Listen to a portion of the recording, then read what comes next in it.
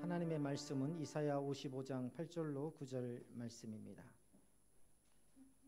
이사야 55장 8절로 9절.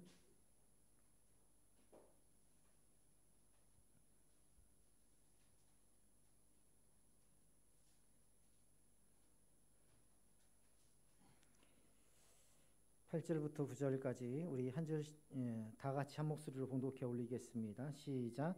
이는 내 생각이 너희 생각과 다르며 내 길은 너희 길과 다름이니라. 여호와의 말씀이니라.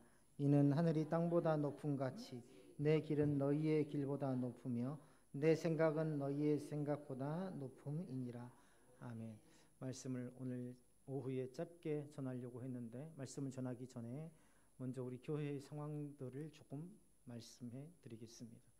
우리가 교회를 매매하려고 내놓았었는데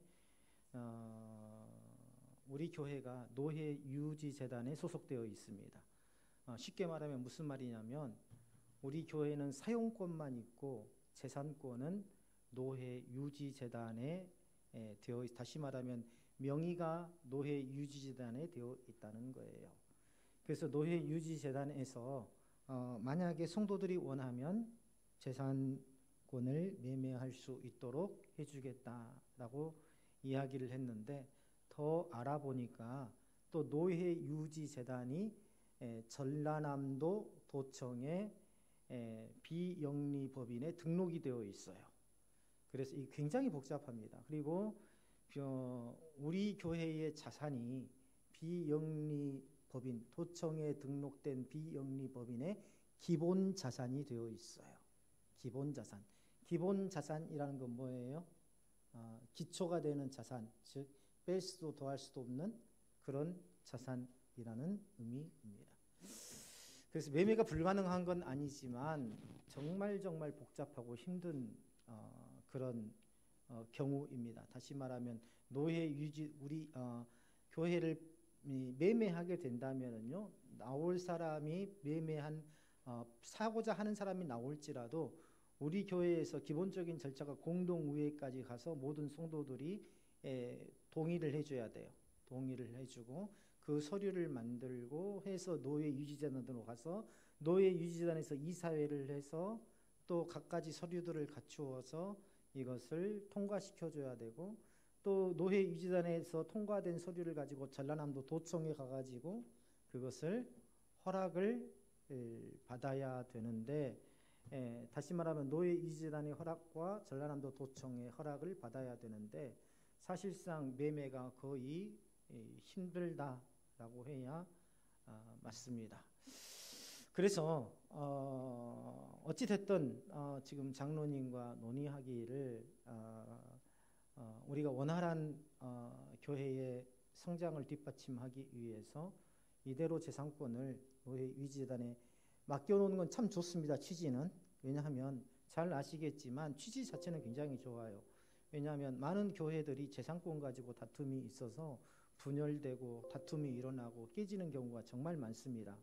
그런데 이 재산권에 흔들리지 않도록 노회유지재단에다가 그 등기를 노회유지재단 비영리법인 이름으로 해놓는다는 것은 굉장히 취지는 좋지만 우리처럼 지금 우리 교회가 벌써 한 40여 명 됐어요. 아마 연말까지 가면 한 50명 이상 아마 넘어가기 시작할 겁니다. 교회는 제가 이전에도 말씀을 드렸지만 30명 넘어가기가 참 힘듭니다. 30명 넘어가기가 정말 어려워요. 근데 우리 교회는 지금 30명을 넘어섰어요. 아이들까지. 30명 넘어서면 50명은 금방 됩니다.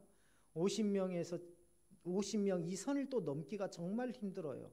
50명 선을 넘으면 70명까지는 금방 됩니다. 70명에서 다시 70명을 또 넘기가 힘들어요. 근데 100명까지 70명을 넘어서면 100명까지 금방 됩니다. 뭐 숫자가 계속 증가할 것이다. 또 숫자 증가가 목적이다라는 것을 말씀을 드리는 게 아니라 우리 교회가 계속 성장하고 있기 때문에 우리가 준비되지 않으면 안 된다는 겁니다. 지금 우리가 유아들도 벌써 2명 됐죠. 그렇죠. 5살 이하가 벌써 4명 되었습니다. 사실은 우리는 유아들을 받을 만한 어떤 그런 시설도 사실 상황도 아니에요.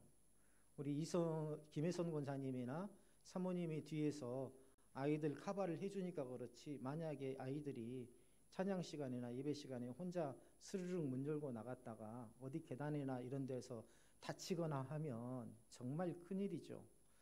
곳곳에 위험이 도사리고 있는 곳이라 정말 이 어려움이 있습니다. 그래서 우리 성장위원회나 또 장로님이나 제 입장은 어떻게든지 교회에 우리 동역자들이 휴식할 수 있는 공간, 또 식사를 원활하게 할 수 있는 공간, 그 공간을 만들어야 되겠다. 또 올라오는 이 길도 좀 정비를 해서 해야 되겠다. 어찌됐든 이게 매매가 언제 이루어질지 모르잖아요. 그렇죠? 그리고 매매를 이루려면 제가 알아보니까 불가능한 건 아닌데 최소 도청까지 허락을 받게 되려면 최소 6개월 이상이 걸린답니다. 최소. 그래서 이 절차를 간소화하기 위해서 또 그러면은 일단은 이 소유권 이전을 누구 앞으로 해 놔야 되는지 그냥 그대로 놔둬도 되는지 이것을 좀 더 고민을 해봐야 됩니다. 고민을 해봐야 되고 소유권을 누구한테 이전을 해놓는다는 것도 여러 가지 복잡해요. 왜냐하면 개인의 재산권 문제도 있고 또 세금 문제도 있고 그렇죠? 그런 부분이 있기 때문에 사실상 조금 어려운 부분이 있습니다. 그래도 우리가 동역자들이 계속 하나님께서 필요한 사람 영혼들을 보내주시는데 교회가 이대로 있어서는 안 된다. 우리가 앞으로 교회가 뭐 다른 데로 이전할 것이다. 그건 장기적인 것이고요. 그렇죠? 이전할 것이다. 그러니 지금 이 상태 이대로 그냥 하다가 그때 가자라는 것은 절대 안 될 말입니다. 항상 교회는 준비되어져 있어야 된다라는 거죠. 그래서 부대 시설들을 우리가 조금씩 갖추어야 돼요. 그래서 이제 장로님과 우리 권사님이 고민을 하시다가 정동훈 권사님 고민을 하시다가 본인들이 노후에 쓰시려고 비축해 놓은 그런 자금에서 3천만 원을 내놓으시겠다. 그래서 어떻게든지 이 교회가 사실은 장로님 가족의 이 교회를 전부 세웠다고 해도 과언이 아닙니다. 여러분들이 앉아있는 의자부터 피아노에 이르기까지 또 철탑, 십자가 철탑까지 전부 다 헌신하셨어요. 그런데 또 이 교회가 은퇴하셨지만 이 교회가 또 하나님 앞에 성장하는 것을 보면서 마음이 뛰는 걸 어떻게 합니까? 그렇죠? 그래서 두 분이서 정말 고민을 많이 하셨던 것 같아요. 그래서 목사님 차라리 이걸로 사택을 지읍시다 라고 권사님이 장로님이 찾아오셔서 조심스럽게 말씀을 하시더라고요. 근데 그걸로 사택을 지을 수는 없고 식당은 지을 수 있다. 비용이. 또 많은 동역자들에게 부담을 주지 않는 그런 범위 내에서 뭔가 일을 추진해야 한다는 게 또 저나 장모님의 뜻이기 때문에 그래서 사택은 아니더라도 식당은 지을 수 있다라고 해서 건축사무소에 가가지고 저기 지금 컨테이너 놓아진 데 있죠? 거기를 좀 더 뒤쪽으로 대나무밭이 우리 땅이 좀 더 있어요. 그래서 대나무밭을 긁어내고 거기에다가 식당을 좀 건축을 하면 어떻겠느냐라고 이제 그 건축사 대표님하고 같이 상의를 하고 그 다음에 군청의 각 이 담당자들한테 갔는데 또 새로운 문제가 생겼어요. 여기가 문화재 관리 구역입니다. 그래서 여기가 강진읍성터예요. 그래서 땅을 파는 것조차도 허가를 받아야 됩니다. 무슨 말인지 아셨죠? 다시 말하면 그것도 법이 강화되어서 작년까지는 군청의 허가만 받으면 됐는데 올해부터는 전문기관의 허락을 받아야 돼요. 다시 말하면 TV에서 보면 무슨 어디 현장에 역사 유적이 발굴됐다고 해가지고 붓으로 막 이렇게 땅 파는 사람들 보셨죠? 그런 단체에서 나와서 여기에 땅을 파가지고 또 구멍을 깊이 뚫어가지고 모든 비용을 다 우리 교회에서 부담을 해야 되는 거예요. 깊이 파고 땅을 파가지고 여기에는 문화재가 없다라고 판정이 되어야만 여기에다가 무슨 뭘 지을 수 있는 허가가 돼요. 거기에다가 또 여기가 비탈진잖아요. 영랑 빌라 모란공원하고 그렇죠. 모란공원하고 우리 교회 사이에 비탈이 있잖아요. 그게 그 비탈이 2m를 넘어서면 안 됩니다.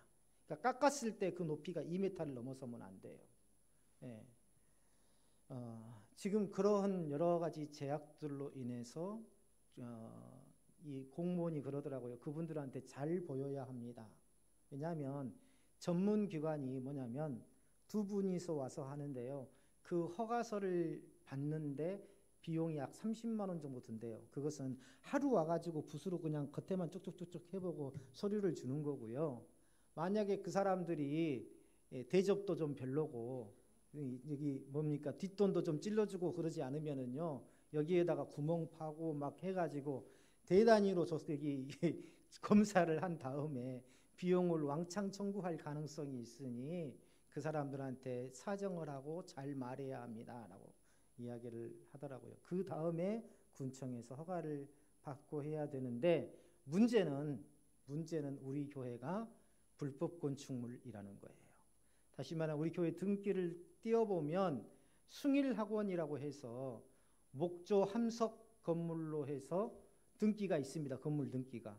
근데 그 건물 등기는 언제 등기냐면 이전에 선교사님이 와서 개척해가지고 지었던 우리 마당으로 차 들어오는 길 있죠? 차 들어오는 길 있죠? 마당 성원으로 그 길에 있었던 건물이 바로 함성 목조주택 숭일학원 건물입니다. 그게 지금 말소가 안 돼가지고 그대로 있어요. 그래서 원로 목사님이 워낙 목회로 바쁘시다 보니까 지을 당시에도 이것을 준공검사를 정상적으로 해서 등기를 해놨어야 되는데 등기도 안 해놓으시고 말소도 안 해놓으셨어요. 그래서 또 그 이후 목사님도 마찬가지고. 그래서 지금 우리 교회는 현재 이것은 무허가 상태입니다. 그래서 무허가 상태에 있는 건물이 있는 번지수에는 어떤 형식으로든지 개발이 안 됩니다. 더군다나 문화재 보존지역이어서 더더욱 안 됩니다. 다시 말하면 여기 앞에 언덕 있죠? 언덕을 깎아가지고 평탄화시켜서 여기를 주차장으로 만드는 건 행위조차도 불법입니다. 지금 그런 상황이에요. 그래서 이것을 어떻게 양성화를 좀 시킬 수 있을까? 왜냐하면 이 건물 문제를 해결해야지만이 다음 목회자, 다시 말하면 제가 여기서 은퇴하고 다른 목회자들이 후에 온다 하더라도 또 다른 성도들이 우리 이후에 다음 세대들이 이 교회를 섬기지 않겠습니까? 다음 세대들이 이 교회를 세워가려면 어떤 식으로든지 그 법적인 문제들이 다 해결해 나가야 돼요. 이게. 그래서 이것을 후세대에 넘길 게 아니라 우리가 해결을 하고 가야 되는 겁니다. 이건. 그래서 어떻게든지 양성화를 시키려고 했더니 이 양성화의 과정이 만만치가 않습니다. 왜냐하면 이 벽체에 전부 다 현대 건축 기준에 준하는 단열을 전부 다 해야 돼요. 그리고 지붕을 다 뜯어내고 우리 지금 지붕의 모든 그 받침대들이 쉽게 말하면 그 지붕을 떠받치는 그런 그 받침대들이 있죠. 받침대들이 우리는 전부 다 목조로 되어 있는데 이걸 전부 다 철제로 다 바꿔야 됩니다. 그러면 지붕도 다 다시 해야 되고 다 뜯어내고 해야 돼요. 철제도 바꿔야 되고 그 철제에다가 내화 페인트를 전부 다 칠해야 됩니다. 그리고 우리 지금 교회 사택까지의 면적으로는 이것을 다 갖추었다 하더라도 그렇게 원하는 건축 기준을 다 갖추었다 하더라도 이것을 양성화시키는 데에는 건물 크기가 초과가 되어 있어요. 그래서 건물을 반으로 사택하고 교회하고 반으로 쪼개가지고 각각 다른 건물을 만들어가지고 양성화를 해야 되는데 그것 또한 가능할까요? 네, 불가능합니다. 문제는 뭐가 문제냐면 우리가 지금 등기가 없는 건물이라도 그대로 써도 됩니다. 써도 되는데 문제는 우리가 무슨 여기에다가 뭘 컨테이너를 갖다 놓는다, 뭐 주차장을 만든다 이런 형태를 하면서 뭐 포크레인을 불러다가 뭐 하고 막 하다가 누군가 민원을 넣어요. 민원을 넣게 되면 우리가 지속적으로 막대한 이 벌금을 맞게 될 수밖에 없는 그런 상황이다. 그러면 대책은 뭐냐면 앞으로 여기를 매매하고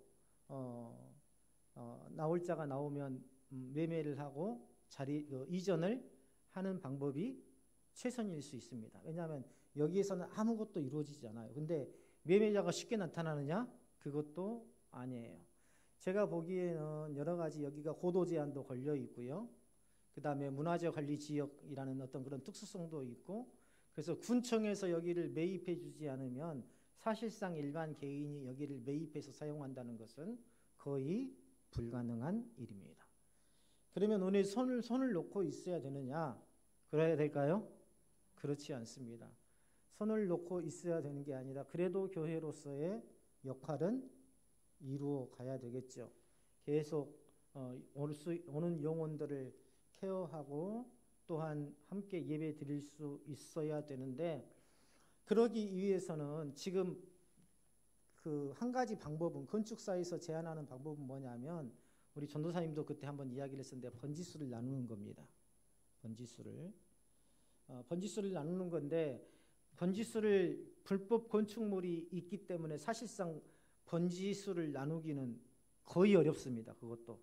그러니까 예를 들어 여기가 형국 남성리 207번지이면 저쪽에 우리가 식당을 지을 곳을 땅을 쪼개가지고 남성리 207-2 이렇게 하면 되는데, 문제는 뭐냐면 가장 쉽게 안에 번지수 내에 불법 건축물이 있더라도 가장 쉽게 분할할 수 있는 방법이 뭐냐면 그쪽 땅을 쪼개서 파는 형식으로 하면, 매매하는 형식으로 하면 가장 쉽게 된답니다. 근데 문제는 우리가 그 땅을 쪼개지도 팔지도 못하는 그런 상황에 있다는 거예요. 비영리법인이고 도청에 기본 자산으로 등록되어 있는 그런 상황이기 때문에. 그래서 저기에다가도 지울 수 없는 그런 상황, 그러나 건축사 사무소에서 그래도 번지를 쪼갤 수 있는 방법을 한번 찾아보겠다라고 지금 거기까지 이야기가 된 상태입니다. 그러면 방법은 없느냐? 방법이 있습니다. 말씀드렸지만 사택을 비우고요. 저희 사택이 나가고 사택 자리를 리모델링을 해서 식당과 교제실로 사용하는 겁니다. 그런데 제가 장로님하고 권사님한테도 말씀을 드렸어요. 아마 올해 지나고 내년 하반기 되면 그것도 포화 상태가 될 겁니다. 라고 말씀을 드렸어요. 이 상태로 우리 교회가 계속 성장해 나간다면 아마 내년 말쯤에 사택 저쪽을 리모델링을 하고 식당을 리모델링을 하고 교제실로 만든다 하더라도 그것조차도 아마 한계에 이르게 될 겁니다. 하지만 어떻게든지 그걸 만들어 놓는다면 최소한 3, 4년 정도는 버틸 수 있지 않겠습니까? 그렇죠? 이제 버틸 수 있는 방법은 최종적으로 그런 거예요. 뭐냐면 내년의 일이지만 예배를 1부, 2부 나누어서 드리고 점심 식사 인원을 조금 줄이는 방법, 그런 방법을 통해서 3, 4년 정도는 끌고 갈 수가 있습니다. 건물이 팔리기까지는요. 그런 상태예요. 그래서 제가 4월 초에 아무도 모르게 임대 아파트 신청을 해놨어요. 그래서 임대 아파트 신청을 해놨는데요. 1차 4월 17일 날 발표가 있었는데 1차 서류 심사에서는 통과가 됐습니다. 그래서 저기 건우 2차 있죠? 건우 2차 국민임대, 거기가 서류 심사에서 통과가 됐어요. 근데 최종 그러니까 서류 심사가 정직하고 맞는지를 확인해서 최종 당첨자를 발표하는 날짜가 저는 4월 24일인 줄 알았더니 4월 24일이 아니라 1차 발표가 4월 17일이었고 2차 당첨자 발표가 7월 24일입니다. 7월 24일이면 7월 24일 날 당첨되자마자 바로 들어가느냐? 그게 아니에요. 왜냐하면 모집 공고하는 것이 예비 입주자입니다.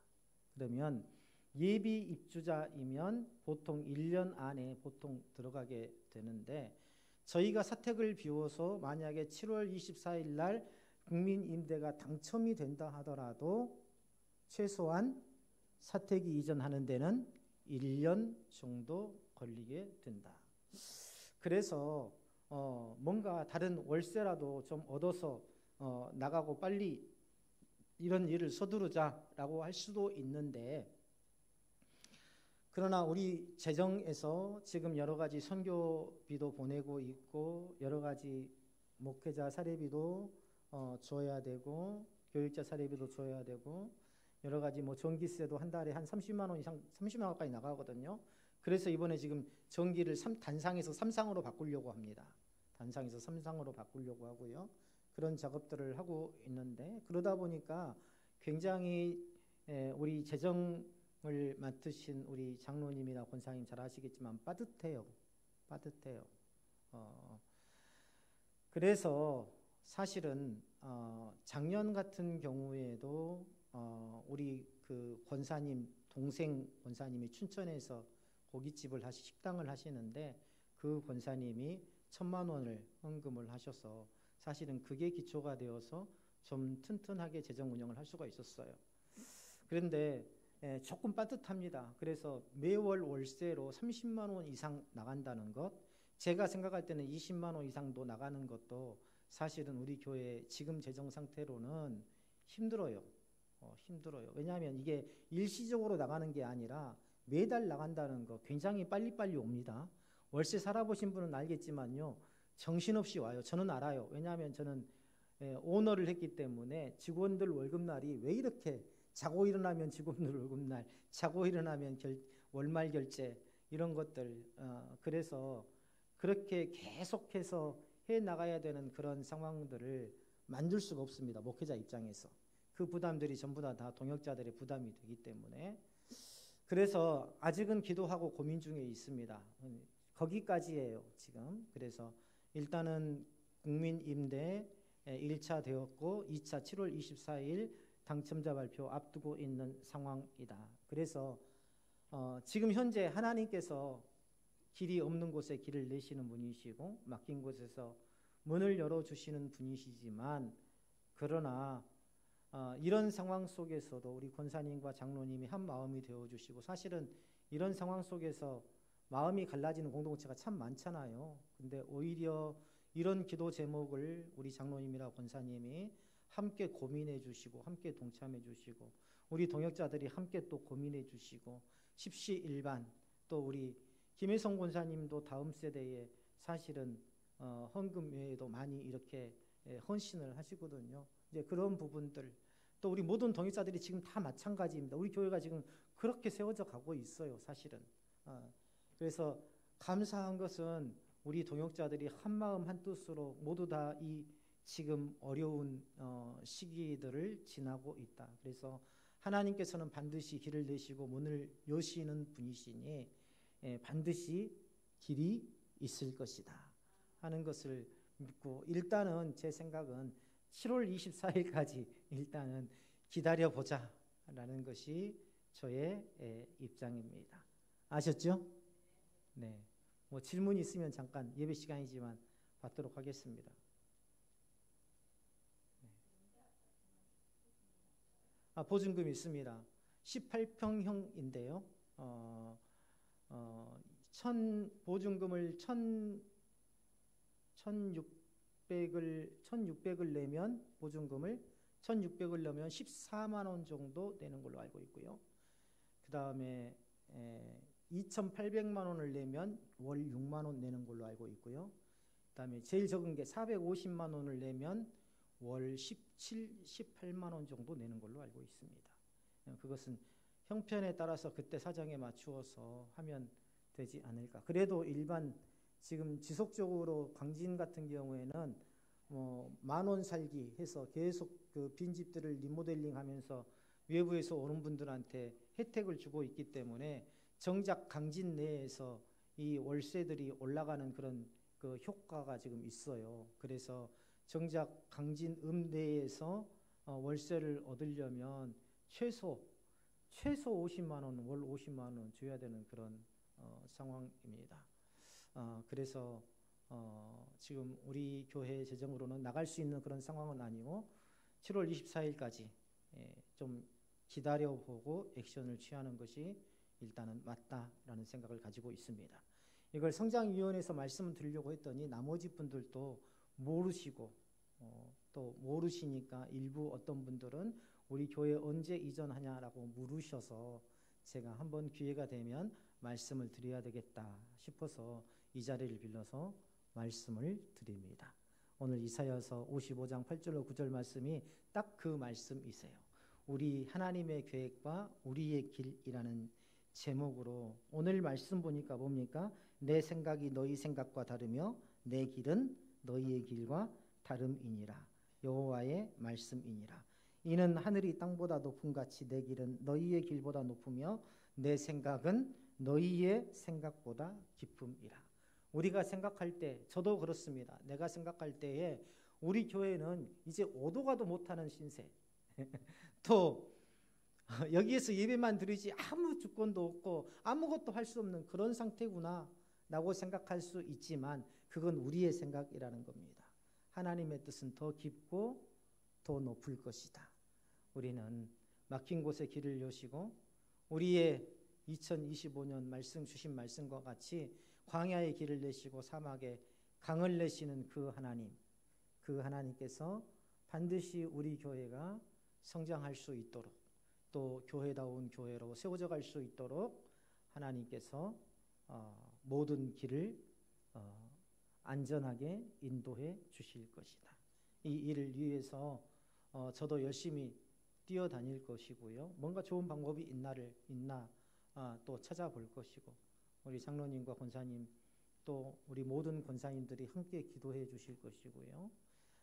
또 하나님은 하나님대로 열심히 또 필요한 동역자들을 우리에게 붙여주실 것입니다. 예. 항상 잊지 마시고 이 교회를 위해서 또 교회의 성장을 위해서 기도해 주시기를 부탁을 드립니다. 우리 교회의 소망은요, 딱 두 가지예요. 하나는 이 부지가 속히 매매되어서 이전하는 것이고요. 근데 이전한다고 해서 모든 게 해결되는 것 아닙니다. 다시 원점에서 시작이 돼야 돼요. 다시 원점에서. 왜냐하면 요즘에 건축한다는 것은요, 돈이 재정이 어마어마하게 들어가는 일이기 때문입니다. 근데 사실 이대로 있자니 아까도 이야기했지만 조금만 좀 이웃을 잘못 만나면 지속적으로 민원을 넣게 되면은요, 계속해서 벌금을 물고 또 물고 또 물고 가징금 물고 계속 철거 명령 나오고 계속 그러면서 버텨가는 수밖에 없다. 근데 한 가지 방법은 있어요. 뭔지 아세요? 한 가지 방법은요, 우리 교회의 동역자들의 숫자가 100명이 넘어가면 이 모든 문제가 자연스럽게 다 해결된다라는 거. 열심히 전도합시다. 우리 잠깐 말씀만 전하고 마치겠습니다. 이사야 선지자가 방금 말씀했듯이 8절 9절 이는 내 생각이 너희 생각과 다르며 내 길은 너희의 길과 다름이라 여호와의 말씀이니라. 이는 하늘이 땅보다 높음 같이 내 길은 너희 길보다 높으며 내 생각은 너희 생각보다 높으니라 라고 말씀합니다. 하나님의 계획과 인간의 계획이 본질적으로 다르다는 것을 가르쳐주고 있는 겁니다. 우리가 생각할 때는 이 길이 좋고 이것이 최선이라고 생각하지만 하나님이 보실 때는 그것이 최악이고 최선이 아닐 수 있다는 거예요. 우리는 늘 우리의 경험과 지식을 비추어서 우리는 스스로 지혜롭다 여기고 때로는 우리가 하나님을 무시하고 우리가 선택한 것이 참 최선을 다했고 잘한 것이라고 생각할 수 있지만 또 반대로 하나님께서 우리를 이런 상황으로 이 좋지 않은 우리가 볼 때에는 좋지 않는 상황으로 몰아가는 것을 보면서 하나님 왜 이렇게 하셨습니까? 왜 나의 계획은 이루어지지 않은 것입니까? 라고 물을 수 있지만 하나님의 관점에서 보면 우리의 질문은 마치 갓난아기가 어른에게 세상의 이치를 묻는 것과 다르지 않더라는 것입니다. 하나님은 시간의 시작과 끝을 아시는 분이시죠. 그래서 알파와 오메가가 되신다고 했어요. 인간은 그저 한 세월, 그 짤막한 시간을 살아가고 그 알아도 그 지식이 그 안에 머물러 있는 존재들입니다. 하나님의 계획은 인간의 이해를 초월하여서 역사하시는 분이시다. 우리 교회는요, 제 목표는 그거예요. 제가 목회하면서 이 교회가 어마어마하게 막 성장하고 큰 교회로 막 성장해 나가는 것을 경험하는 게 제 목표가 아닙니다.